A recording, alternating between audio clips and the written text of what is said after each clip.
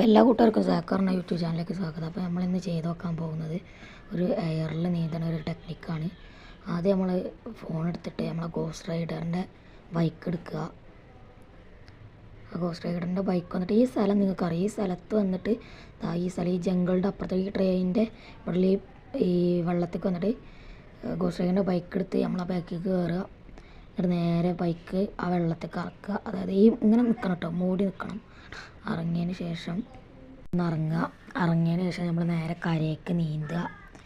Okay, ഇത്രയും നേരമായിട്ട് ഈ വീഡിയോ കണ്ട കാണുന്ന എല്ലാവരും ഒന്ന് ലൈക്ക് അടിക്കുക. അതേപോലെ തന്നെ താഴെ കാണുന്ന സബ്സ്ക്രൈബ് ബട്ടണും കൂടി ഒന്നിക്കി സപ്പോർട്ട് ചെയ്യുക.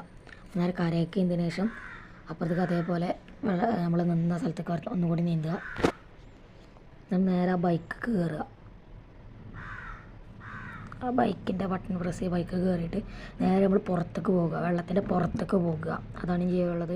ഇപ്പോൾ തന്നെ നമ്മളത് ആക്റ്റീവായിട്ടുണ്ട്. നമ്മൾ ഈ വെള്ളത്തുകല നമ്മൾ കരയ്ക്കൂടെ നീന്തുന്ന ടെക്നിക്ക് ഇപ്പോൾ തന്നെ ആക്റ്റീവായിട്ടുണ്ട്.